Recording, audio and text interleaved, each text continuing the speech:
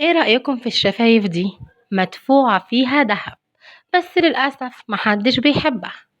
من أجل تغيير حجم شفتيها الصغيرة إلى حجم أكبر أنفقت 19,000 جنيه استرليني على عمليات التجميل لتحصل على لقب صاحبة أكبر شفاه في العالم. تعالوا نتعرف على أندريا إيفانوفا، بلوجر من بلغاريا، عندها 26 سنة، صاحبة أكبر شفاه في العالم. بتمارس هذه الهواية بشكل سنوي في بداية كل سنة من أجل زيادة حجم شفتيها.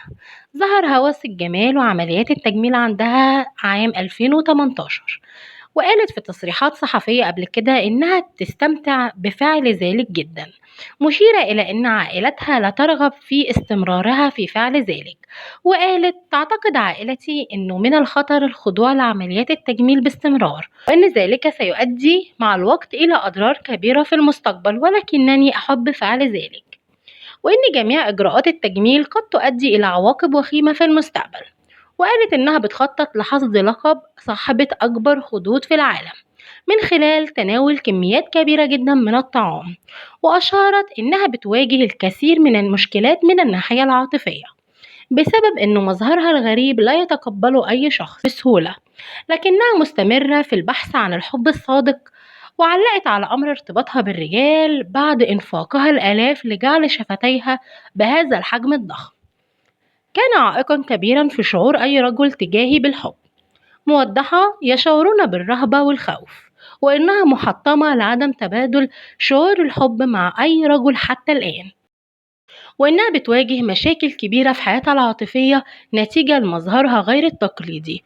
وكتبت قبل كده على انستجرام إن هي حريصة على العثور على شريك حياتها على الرغم من إنها كافحت من أجل ذلك، لكنها لن تقبل شخصا إلا إذا كان مرتاحا لمظهرها المذهل ويتقبلها كما تبدو. لذلك سأضطر بعد ذلك إلى البحث عن شريك جديد لن يعيق مظهري. أود أن أقع في الحب بجنون وصدق، وأن ألتقي بالشريك المناسب لي، لأن الحب هو أجمل شيء في هذا العالم.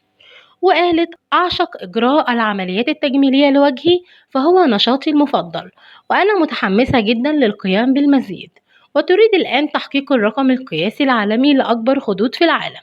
وقالت: أنا شخص بالغ وأقرر ما سأفعله بجسدي. في كل عام أقوم بتقديم مواد حشو جديدة هدية لنفسي. بعطي نفسي حقن جديدة من حمض الهايلورونيك لعيد الميلاد ورأس السنة الجديدة. أحب أن أظهر في العام الجديد مع العديد من الإجراءات والحشوات الجديدة. حذرني الأطباء من خطورة حقن المزيد في شفتي لأنه يخشى انسداد الأوعية الدموية، ولكن بينصحني الأطباء دايما أن أرطب شفتي دائما باستمرار رغم مخاوفهم. فأنا لست قلقة، وأعتقد أن كل شيء سيكون على ما يرام، كما أنني أريد أن أحصل على أكبر وأضخم عظام للوجنتين في العالم بعد فترة، وسوف أحقق هذا. في رأيك تقدر تتجوز واحدة شفاهها كبيرة بالشكل ده وتبادلها الحب اللي هي بتتمناه وبتدور عليه؟ ايه رأيكم في اللي هي بتعمله في نفسها؟ مستنية رأيكم في التعليقات. كانت معكم المحققة نوسة.